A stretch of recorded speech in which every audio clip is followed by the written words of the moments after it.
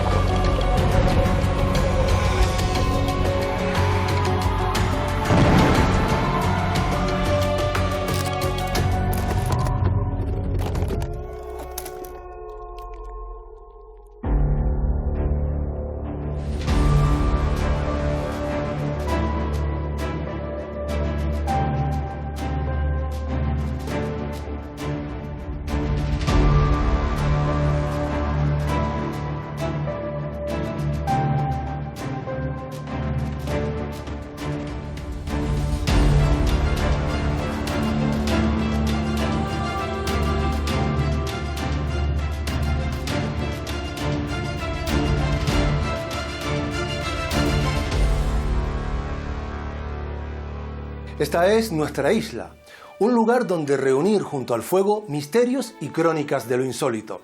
Son historias ocurridas en Canarias en las que tendremos, como cada semana, unos guías de excepción. Son Fray Diego, un monje franciscano llegado a las islas tras la conquista castellana y cuyo afán de conocimiento va más allá de las viejas crónicas.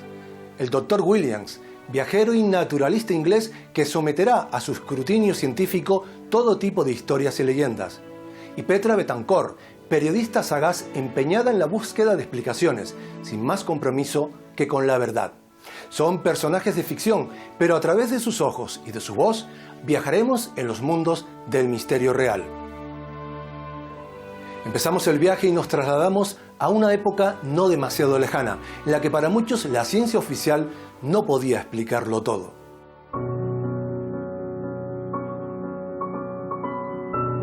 Varias personas reunidas en torno a una mesa tratan de abrir una supuesta puerta que la mayoría considera de un solo sentido, una que, aseguran, conecta el mundo de los vivos con el de los muertos. Esta es la imagen más extendida de los llamados espiritistas, que fueron muchas veces acusados de farsantes o de estafar a los crédulos con todo tipo de montajes y espectáculos.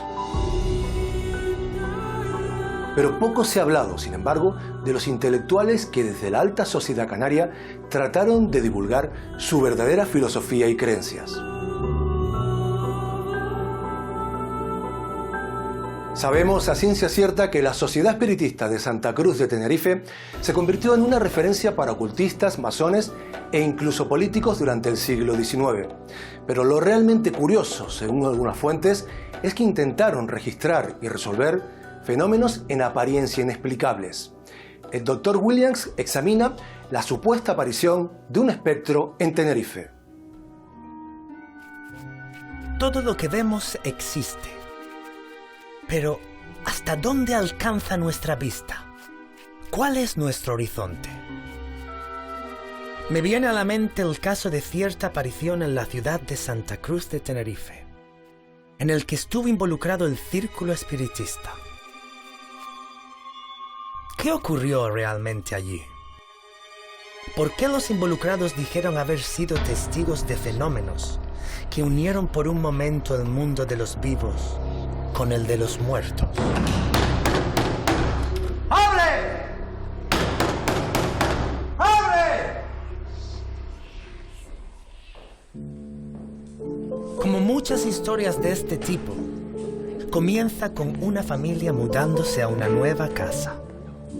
Una familia de Santa Cruz que había sido pudiente, pero entonces había tenido ya una crisis económica y ya no se encontraba en esas condiciones pudientes. En esa familia había una joven Ya instalados, se disponían a vivir una vida normal en su nuevo hogar. Pero la vida normal se fue diluyendo con los días. Empieza a tener sueños recurrentes por la noche, pesadillas, oye voces. Refiere también gritos y una figura amenazante llena de ira que se abalanza sobre ella.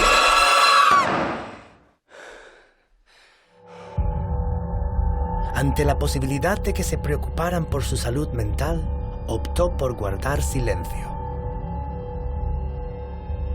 ¿Cuánto tiempo aguantaría así? ¿Cómo acabar con aquel tormento? Y la joven fue otra vez testigo de una aparición. Ahora parecía haber una intención. El peligro parecía remitir. Entonces esta chica vuelve a tener por la noche otro encuentro con esta entidad, con esta sombra, y le señala un lugar de la pared de la casa. ¿Qué buscaba ese ser? Pensaba al principio que iba a encontrar un tesoro o alguna prenda de alguna joya preciosa, alguna cosa así.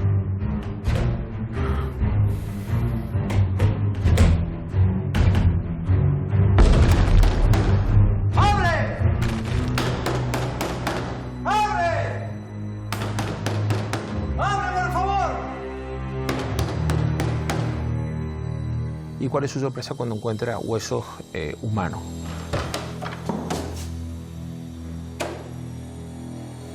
Lejos de solucionarse, el problema se había tornado en algo tangible, real. ¿Quién podría ayudarlos? Luis Dugour, médico y espiritista, era amigo de la familia. Fue el típico ciudadano de la España de finales del 19, principios del 20, de la burguesía, médico que con 26 años ya se inicia en la masonería. Es un personaje importante también dentro del círculo cultural de Tenerife y a su vez también fundador del círculo espiritista de aquellos años. Tras escuchar y observar con celo, supo qué hacer. Certifica que aquellos huesos eran humanos. Y entonces decide llevar el caso al círculo espírita de aquel entonces. Pero, ¿qué era este círculo y quiénes lo formaban? Hay que indicar que era un movimiento de un espiritismo que había surgido en Francia a principios del siglo XIX, que rompía con esa tradición más vinculada a un espiritismo más fenomenológico, más supersticioso, más milagrero. Lo interesante es ver con qué normalidad se asumía en aquella sociedad religiosa de finales del XIX, principios del XX, este tipo de fenómenos, vamos a decir, fuera de lo normal por parte de la sociedad. Ya en 1860 hubo interés por parte de algunas personas en Santa Cruz de remedar aquellos experimentos. Se decía que entonces entre Santa Cruz y La Laguna había una casa que se llamaba la Casa del Espiritista y que empezó el desarrollo de médiums y a través de ellos supuestamente hablaban las entidades espirituales. Pero ¿y por qué no puede ser así? Si consideramos la conciencia como un efecto de relaciones de fuerzas que se agrupan del cuerpo, es posible. Tendré que meditarlo un poco más. Hay algo en ese razonamiento que me resulta un tanto forzado. Veían a veces como un entretenimiento pues el pasar como una noche sentado intentando hacer una transcomunicación con espíritus que les hablaban desde el más allá. Deciden hacer una sesión espírita dentro de la casa para saber de quién eran aquellos huesos. Cuento lo que ocurrió allí sin valorar las intenciones o la veracidad de los sucesos.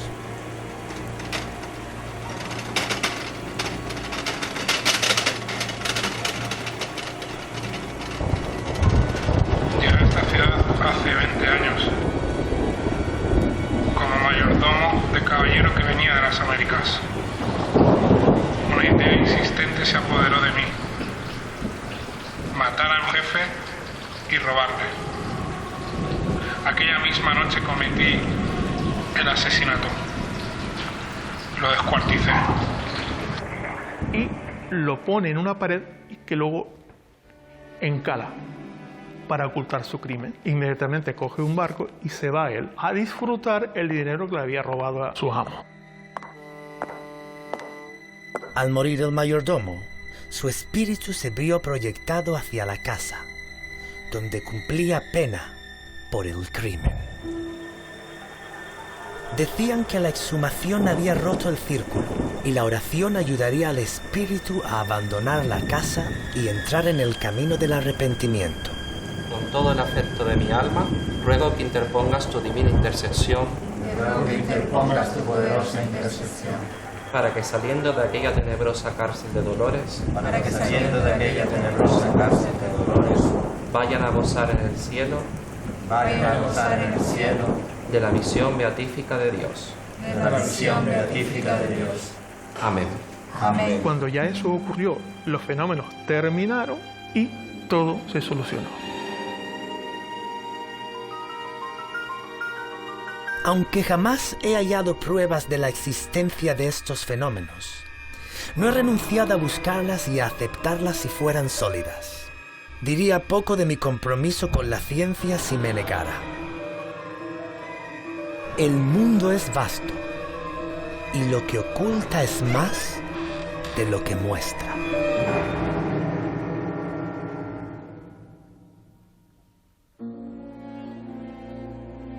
Un extraño y desconocido caso recogido en las crónicas de la época. Óscar García, bienvenido a la Isla Misteriosa. Muchas gracias. Bueno, ¿era habitual, Óscar, que la gente de la época acudiese a un grupo como este en busca de ayuda, de respuestas ante fenómenos aparentemente del más allá? Ha sido habitual por una cosa típica, y es que cuando tú te enfrentas a un hecho desconocido y más de cierto tipo de hechos, pues evidentemente buscas alguna respuesta. Y en este caso, pues los protagonistas del hecho eran conocidos de la Sociedad Espiritista de Santa Cruz de Tenerife y por tanto de quien estaba a cargo de aquella sociedad, y entendieron que les podía dar una respuesta para el caso. En una época además donde los fenómenos aparentemente del más allá, Óscar, estaban al orden del día, ¿no?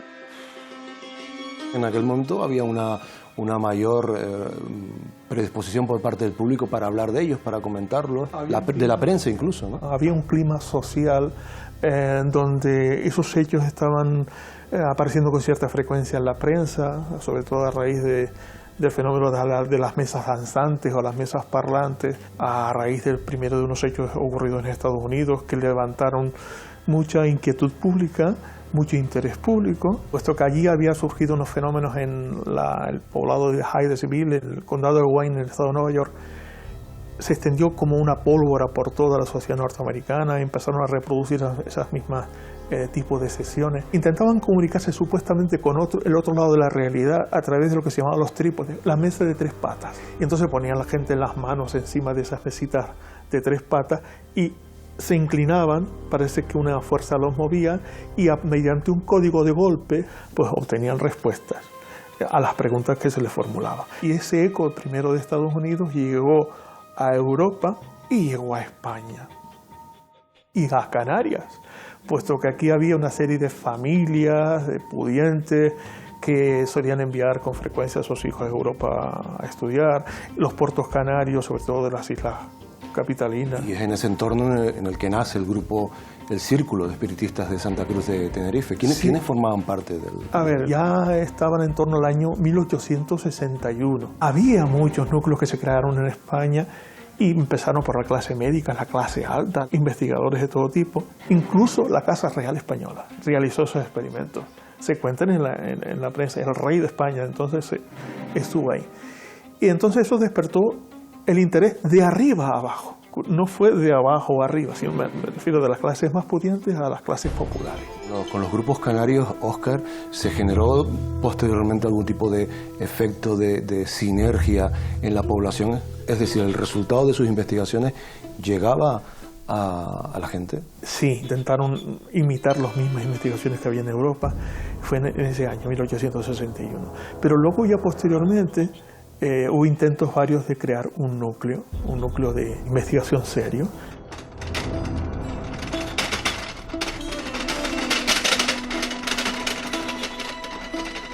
Y en aquel momento, cuando los que iniciaron eso se dieron cuenta de que no tenían una base suficiente para sacar, digamos, el jugo a aquel tema, se enteraron entonces de que había un gran personaje canario, que era el Marqués de la Florida, que estaba ya iniciado en esos temas. Él vivía en Madrid y entonces le pidieron a él que les asesorara. A partir de aquel instante, los fenómenos crecieron en importancia, ya supieron cómo manipular, cómo usar lo que llaman las fuerzas magnéticas, y comenzaron a crearse y a desarrollarse mediums.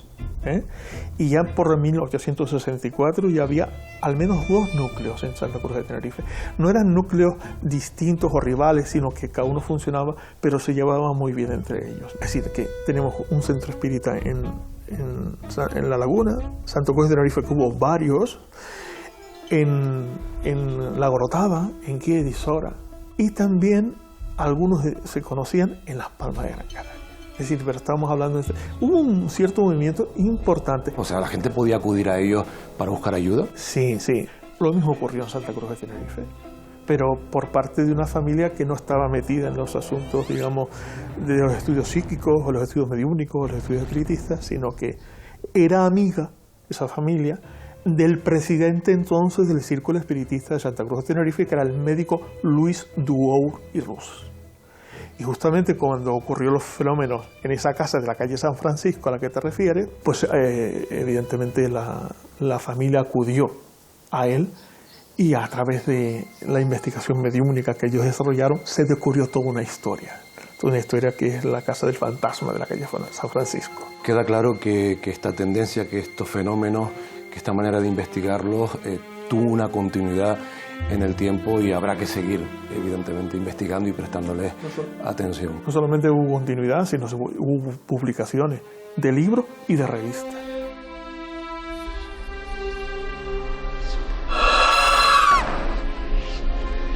Óscar García, muchísimas gracias por haber visitado la Isla Misteriosa. Gracias a ti por invitarme. Nosotros continuamos con nuevos temas, con nuevos misterios, aquí en la Isla Misteriosa.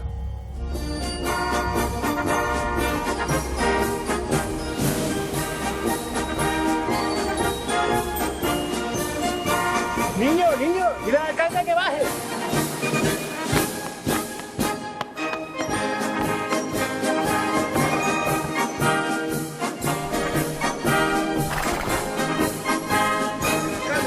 Mire. Hay que sacarlo de aquí. A ver, llevarme a la barca,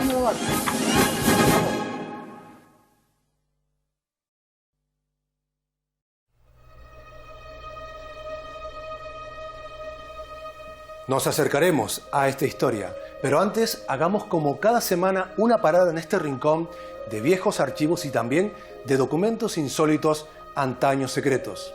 En la mayoría de los relacionados con ovnis se describe que nunca existió rastro oficial de un objeto realmente tangible y sólido que sobrevolara Canarias. Nunca, hasta lo sucedido en 1980. Abrimos los archivos de la isla.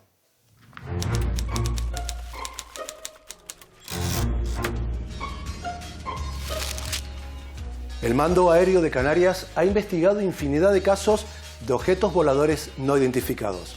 Algunos, observados por cientos de testigos, se filtraron inevitablemente a la opinión pública. Tales fueron los famosos casos de entre 1976 y 1979, que en su día se relacionaron con presuntas pruebas de misiles desde submarinos norteamericanos. Pero el 22 de mayo de 1980, a las 10 de la noche, sucedió algo que se guardaría en secreto durante más de una década. De pronto, en el centro de control de aproximación del aeropuerto de Gran Canaria, un extraño punto apareció en el radar. Aquel eco no tenía sentido. El único vuelo informado en esas coordenadas al sur de la isla era el de una pequeña avioneta bimotor PA-31 de la compañía Naisa. Y aquello, fuera lo que fuese, volaba a unos 600 nudos, más de 1.100 kilómetros por hora.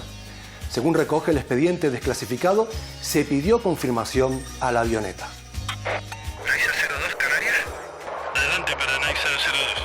¿Tiene a la vista algún objeto entre las 12 y 11 de su posición, a unas 20 millas? Afirmativo. Tenemos un objeto brillante, más o menos a la altura de nuestro horizonte. No es ningún tráfico, al menos que tengamos. Va a velocidades bastante grandes. Ahora está a las 11 de su posición. Afirmativo, está descendiendo rápidamente hacia el mar. Se mueve de una forma extraña. No sabemos si puede ser debido a las nubes. Ahora está a unas 30 millas detrás de usted. No. La tenemos a la vista. No. La luz ha desaparecido. La hemos perdido a unas 60 millas hacia el sur. La presencia del objeto, confirmada por el piloto a unos 30.000 pies de altura, no fue registrada, sin embargo, por ningún radar militar. Por ello, el comandante encargado del caso hace en su informe una elocuente pregunta. ¿Está la vigilancia del archipiélago encargada a un gigante ciego? En el informe remitido al alto mando se barajó un improbable nuevo ensayo secreto con misiles, pero concluye que no existe una explicación definitiva a lo sucedido. Quizás por ello, el comandante insiste en la necesidad de crear un centro de estudios de fenómenos aéreos, competente en investigación OVNI en toda España. Al menos que sepamos, nunca llegó a crearse tal organismo, aunque es cierto que muchos asuntos de inteligencia militar siguen siendo clasificados como secretos en todo el mundo. Quizás algún día los conozcamos. De momento, nosotros ponemos rumbo a más historias insólitas ocurridas en Canarias. Seguimos en la Isla Misteriosa.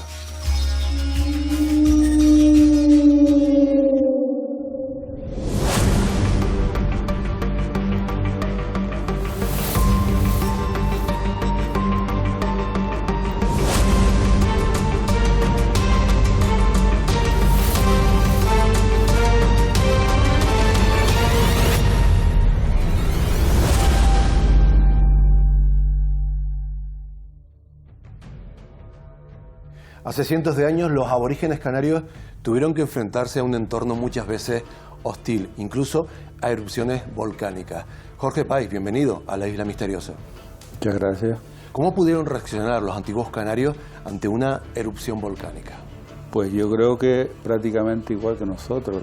Es un cataclismo natural que lo primero que te ocasiona es fascinación, también te provoca temor, a veces miedo, pero también los datos arqueológicos nos han demostrado que al igual que los benavaritas fueron capaces de volver a ocupar zonas afectadas por volcanes, seguramente los palmeras también volveremos a hacer.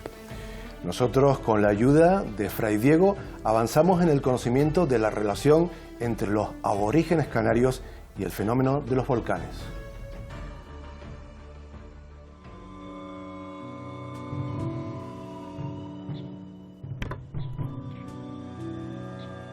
Lo dicen las Escrituras y por ello lo aceptamos, que Dios creó el cielo y la tierra, pero también que ese mismo poder podría destruirlo a voluntad con fuego. Estos ojos temerosos de Dios han visto la tierra arder y el aire llenarse de ceniza. He escuchado a las montañas rugir y a las laderas llorar bajo ríos de fuego. Pero, ¿qué pensarían los antiguos moradores de estas ínsulas sobre lo que acontecía y acontece bajo nuestros pies?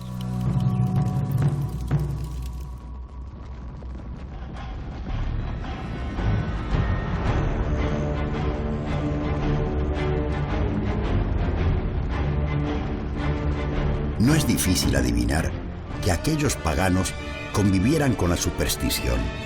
Sabemos por viejas crónicas que hubieron de tener una relación compleja con su entorno, pues conocemos hoy que estos paisajes fueron modelados por la ira de la tierra.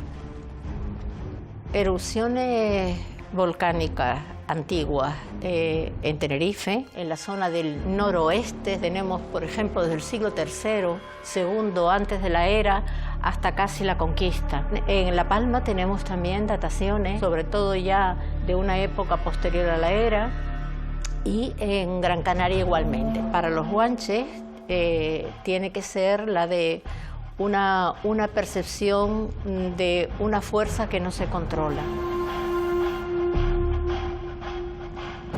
Y en señal temerosa de respeto, lógico es pensar que, como en cualquier otra fe, ofrendaban aquello que consideraban más valioso.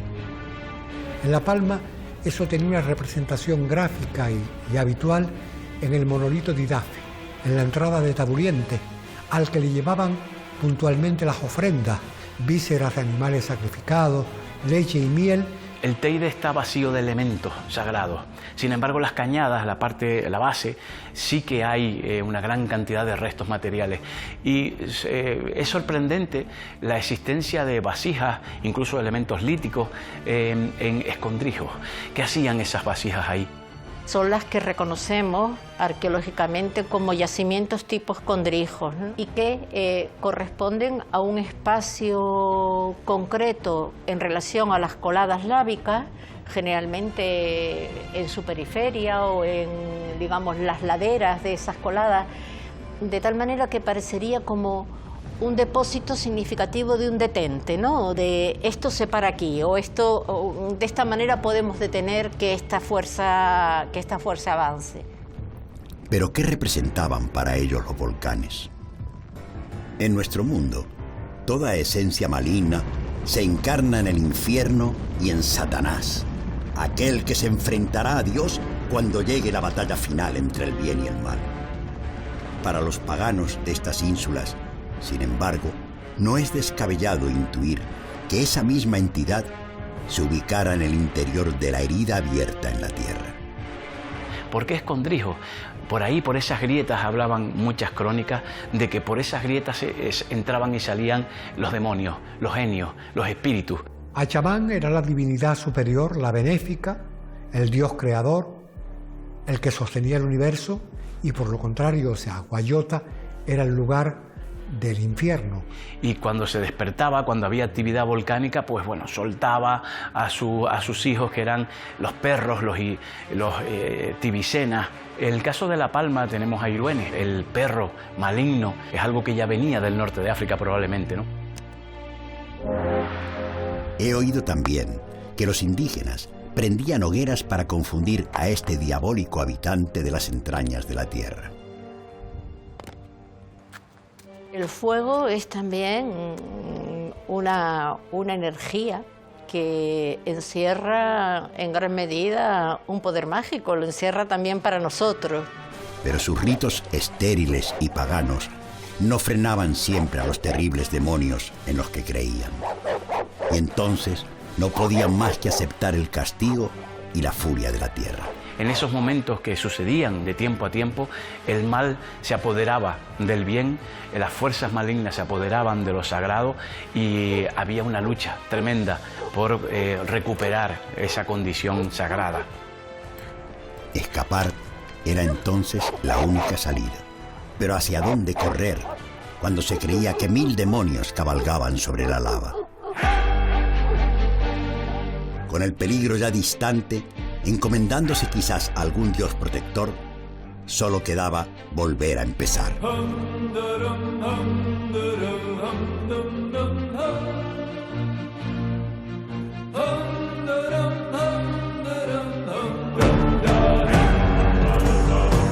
En esa lucha que hubo, pues al final siempre triunfa el bien y Guayota es derrotado, Majek es liberado y Achamán taponó el Teide para que Guayota no vuelva a salir, ¿no? Es una forma mítica de manifestar la ciencia que nosotros hoy tenemos como paradigma del conocimiento.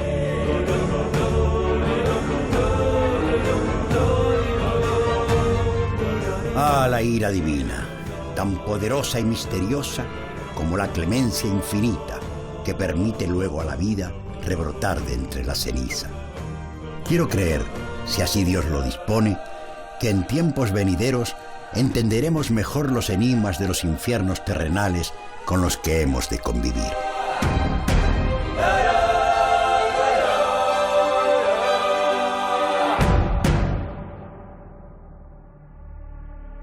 Los volcanes, un fenómeno con el que los antiguos canarios tuvieron que convivir, incluso a veces asomarse a la boca del infierno. Jorge Pay, ¿cómo fue esa relación, esa interacción de las poblaciones antiguas con el fenómeno de los volcanes? Bueno, la verdad es que no podemos saberlo, pero si partimos de la base de que en los poco más de 500 años de la época histórica han habido 8 volcanes, si se mantiene esa proporción, pensamos que los venaritas estuvieron como mínimo 1500 años viviendo en La Palma, pudieron ver en torno a una veintena de volcanes. Eso solo en La Palma, ¿verdad? Sí, entonces además estos volcanes estarían concentrados en la mitad sur de la isla, que es la más, digamos, la más reciente, donde se han producido todas las erupciones históricas. Además hay un yacimiento en La Palma muy interesante, Roque de los Guerras, Mazo. Pues en el siglo I después de Cristo, una erupción volcánica en esa zona, se llama Los Valentines, que sepultó, rodeó el pitón rocoso en el cual había un poblado de cuevas y de cabañas. Los benalitas que vivían allí tuvieron que largarse de esa zona, era imposible porque quedaron aislados. Sin embargo, los estudios arqueológicos demuestran que después volvieron a vivir en esa zona. Pero no obstante, ese primer contacto y los que prosiguieron con el fenómeno de los volcanes les lleva evidentemente a pensar que es un fenómeno maligno a evitar, ¿no? ¿Elaboran algún tipo de estrategia para aplacar esa furia? Seguramente, lo que pasa es que se encuentran con algo que es espectacular, es hipnótico, pero también ves que es una fuerza increíble ante la que no puedes oponer ningún tipo de resistencia, que seguramente eso lo identificaban con cuestiones de infierno, seres maléficos y demás. Seguramente ellos intentarían aplacar la ira de los dioses o como fuera. ¿Cómo lo harían? Pues seguramente con ofrendas, sacrificios de animales. La Palma es una de las islas que está descrita la práctica del infanticidio. Seguramente sería una práctica puntual, circunscrita a periodos de grave sequía, incendios, plagas, pero también los volcanes. Los benoritas eran una población muy, muy religiosa. Nosotros hoy más o menos tenemos claro cómo es el proceso de formación, qué es lo que provocan, pero ellos, estamos hablando de una sociedad prehistórica, entonces ellos eso lo asociarían con los dioses malignos. Tendría que haber alguna forma de intentar aplacar ese suceso. De hecho, Jorge, en las crónicas hay una leyenda, ¿no? Muy vinculada precisamente al territorio, ¿no? A un roque ante el que hay que realizar ofrendas para que el mundo continúe, ¿no? Exactamente, de hecho es el Roquidafe, que está justo en el centro de la caldera Taburiente, y para los benoritas el Roquidafe era como la columna que sostenía todo su mundo. Se supone, geológicamente hablando, que la caldera en su momento fue un gigantesco volcán y que se hundió.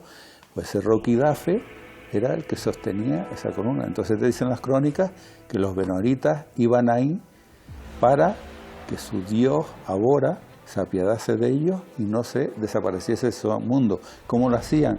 Las crónicas te dicen que cada vez que sacrificaban un animal, le entregaban la asadura a Idafe, ¿no? Que sería la representación en la tierra de su dios principal, que era Abora.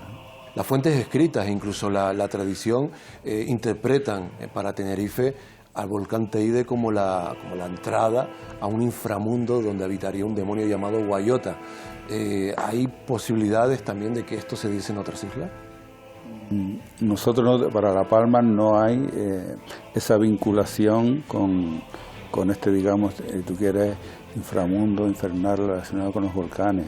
Las crónicas lo que decía por La Palma, que creían en un demonio, se llamaba Iruene o Irnene, y que se les aparecía en forma de un gigantesco perro de grandes lanas. Eso para mí es muy importante porque te habla de la importancia que para los benoritas tenía la ganadería. Los perros asilvestrados era el único enemigo natural que tenían sus rebaños de cabras, ovejas y cochinos. Y precisamente identifican al demonio con este ser, que Iruene por lo visto significa espíritu maligno. Las crónicas nos demuestran que los volcanes crean historia, también la destruyen, y que tenemos que seguir, evidentemente, mirando el futuro, dando lecciones de que somos capaces de sobreponernos a la adversidad. Jorge Páez, muchísimas gracias por haber visitado la Isla Misteriosa. A ustedes. Nosotros proseguimos aquí en la Isla Misteriosa, ponemos rumbo a otros temas, a otros misterios.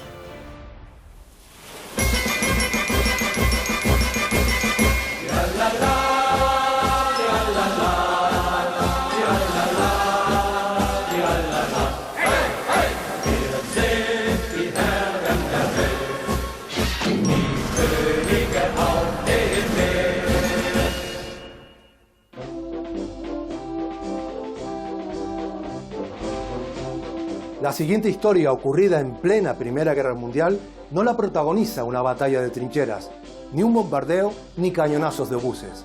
Según la crónica transmitida durante más de 100 años, en Valverde del Hierro, un canario se encaró con una de las máquinas bélicas más mortíferas del ejército alemán. ¿Ocurrió así realmente? Petra Betancor nos relata el curioso caso del submarino que decidió emerger frente al pueblo y el alcalde equivocado.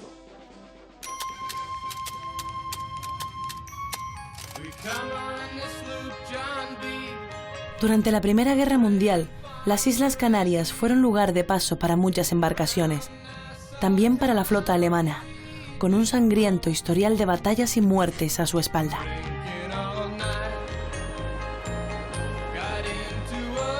Pero la siguiente historia es inaudita. Un poderoso submarino emergió en la costa del Hierro.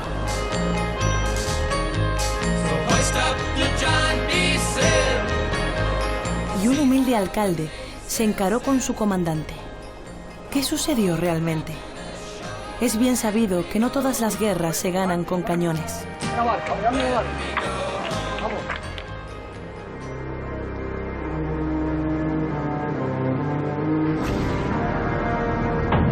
1917. Alemania declara la guerra submarina total. Cualquier barco podrá ser atacado y su tripulación aniquilada. Canarias es, sobre el papel, territorio neutral. En aquella época la economía era una economía centrada en la producción frutera y cuando estalla la guerra, los barcos hacen falta para la guerra y entonces nos quedamos aislados. Los submarinos alemanes empiezan a hacer correrías por aquí y a torpedear buques aliados. En 1917 pues se vivía pues con la penuria, con el caciquismo que había en la villa de Valverde. Era un pueblo pequeñito, contaba escasamente con 1.500 habitantes. Lo fundamental allí era la política municipal. Pero el 8 de septiembre de ese año parece que el Hierro tuvo un visitante inesperado.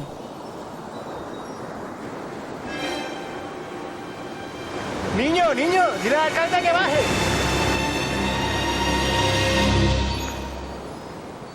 En el mes de septiembre del año 1917, un submarino alemán entró en la bahía de la Estaca y salieron pues, a su superficie algunos militares.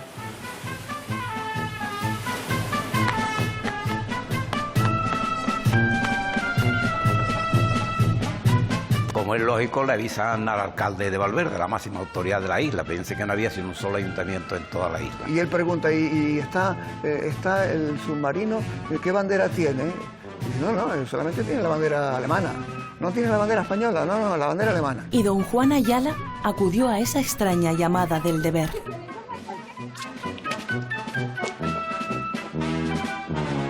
Y este hombre, sin pensarlo, pues cogió su caballo y se trasladó hacia el puerto de la Estaca.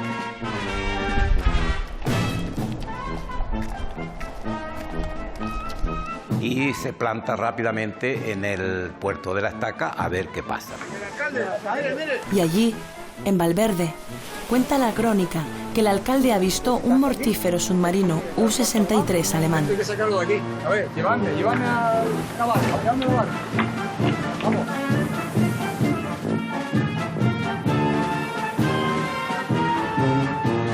Se trasladó en uno de las pequeñas naves de los pescadores hacia el barco. Los militares lo invitaron a subir. Se enfrenta con esta gente e increpa al comandante. Y dice, oiga, ¿usted no sabe que España no ha entrado en la Primera Guerra Mundial, que es un país neutral? Según algunas versiones, el alcalde exigió al comandante que izara la bandera española y que abandonara la zona. Y se dice que luego Juan Ayala entró por la escotilla. ¿Fue amistosamente o por la fuerza?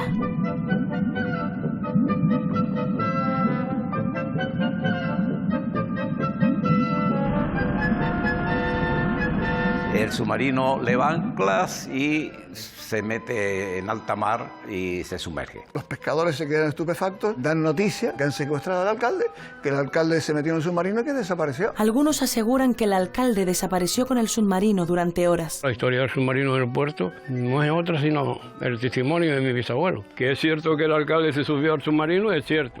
Que es cierto que el submarino se puso en marcha y regresó a las 5 o 6 o 7 horas, es cierto. Otros hablan de hasta 10 días.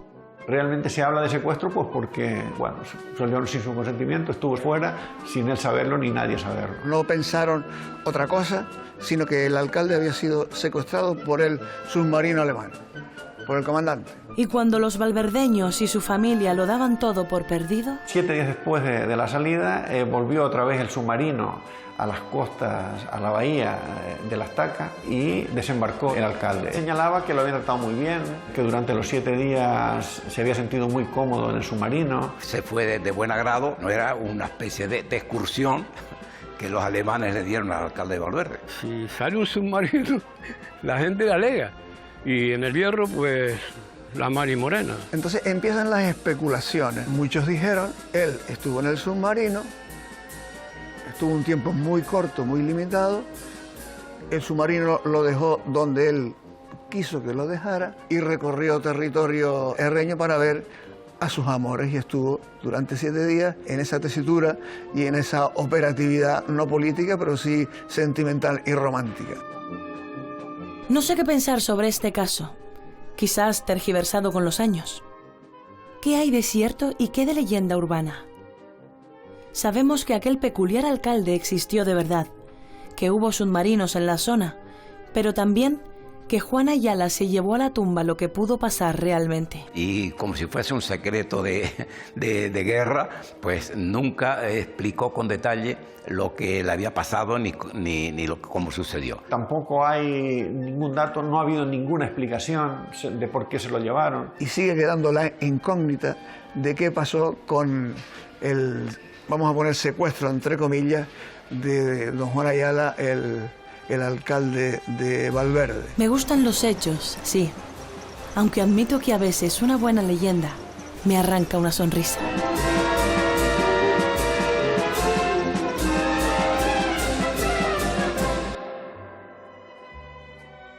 Una historia pintoresca, épica, incluso cómica. Juan Jesús Ayala, bienvenido a la Isla Misteriosa. Muy amable, encantado de estar aquí. Bueno, una historia que ocurrió realmente, ¿no? Sí, ya hemos contado el gran acontecimiento pintoresco del personaje y del submarino. Situándonos en el Hierro de aquella época, aquello debió de ser la noticia del momento y, bueno, desatar todo tipo de conjeturas, ¿no?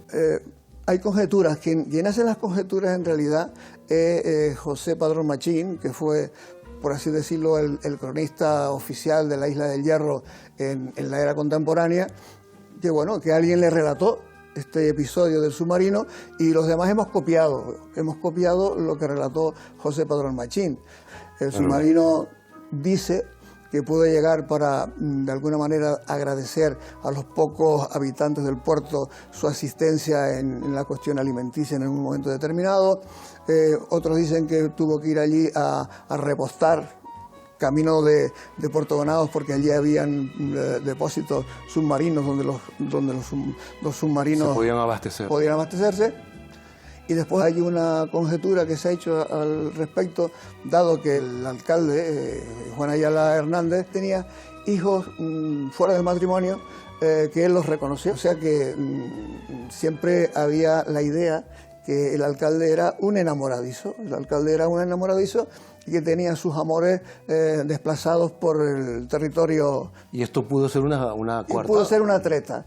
Pudo ser una treta que a lo mejor él se subió al submarino, el submarino lo dejó un poquito más allá y él lo recogieron a los 7 días, llegó al sitio donde salió y él justificó que había estado muy bien dentro del submarino, lo atendieron perfectamente bien, nunca le dijeron que lo iban a secuestrar Entonces lo pasó muy bien y a la despedida el comandante y él se dieron un abrazo, el submarino siguió su rumbo y él subió... Esto es un giro aún más pintoresco de la historia, ¿no? A falta de guaguas o de taxis, un submarino te lleva. Entonces Carlos Quintero, que es otro historiador importante de la Isla del Hierro, sí, en un momento determinado conecta con don Miguel Ayala. Conecta con don Miguel Ayala en Valverde, podía haber sido el año 1980 o por ahí, o en la época que vivía todavía don Miguel Ayala, que había sido el alcalde que se quedó cuando el submarino se llevó a Juan Ayala, y Carlos le preguntó a don... Una fuente de primera mano, básicamente, ¿no? Y don Miguel no le dijo, don Miguel Ayala dijo... Ya lo contaré, pero de momento yo me reservo el motivo de por cuál el submarino funcionó y se llevó al alcalde. O sea que hubo ahí una especie de misterio que nunca se concretó en nada. Don Miguel murió y los demás pues también nos hemos quedado sin saber evidentemente qué le pasó a Juan Ayala Hernández dentro del submarino. Juan Jesús, pero desde tu punto de vista como investigador, ¿tienes tu propia hipótesis? Yo me inclino más por la vía romántica del alcalde. La vía romántica, porque el alcalde era una persona curiosa. Él, por ejemplo, curiosa y con desparpajo, fue 5 veces alcalde. 5 veces alcalde. La última alcaldía fue el año 1930. Él tenía una anécdota, unas elecciones que se celebran en el pueblo del Pinar, y en esas elecciones no fue propiciatoria a una de las personas que era candidato. Esa persona tenía un revólver y encañonó al que estaba allí en la mesa, diciéndole que hiciera otra vez el recuento. Don Juan Ayala se levantó con su autoridad y el otro no tuvo más remedio que enfundar su revólver. Tuvo que ser un personaje receptivo con la gente, porque yo creo que es el alcalde que más veces ha sido alcalde en la isla del Hierro, sobre todo cuando el único ayuntamiento que había prácticamente hasta el final era el ayuntamiento de Valverde. O sea, algún tipo de magnetismo tendría su personalidad que ocasionó que fuera 5 veces alcalde. Si alguien podía exigirle al capitán del submarino que izara la bandera, era precisamente... Sí, él tenía autoridad. Y un político que dentro de su pequeñez de la isla, su falta de recursos, pues hicieron cositas y fueron poniendo poco a poco a la isla, en un sitio, en un plano más adecuado a la convivencia. Gracias a eso, las calamidades que soportaba la isla, sequía y hambre, pues se fueron solventando en algún momento, ¿no? Un personaje notable en su tiempo, pintoresco, del que hoy nos hemos ocupado en la Isla Misteriosa. Muchísimas gracias, Juan Jesús Ayala, por habernos visitado. Gracias a ti por haberme invitado. Muchas gracias.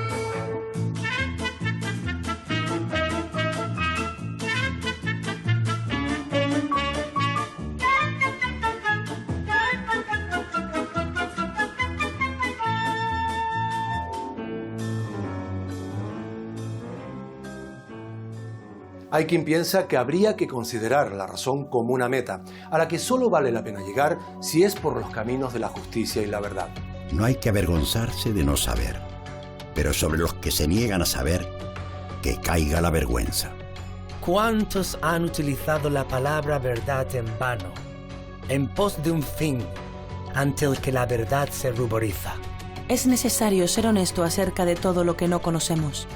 Un fallo en el método puede alejarnos de lo que queremos esclarecer. Si razonar nos lleva al sitio contrario al que queremos llegar, quizás sea muy buena señal. Buenas noches.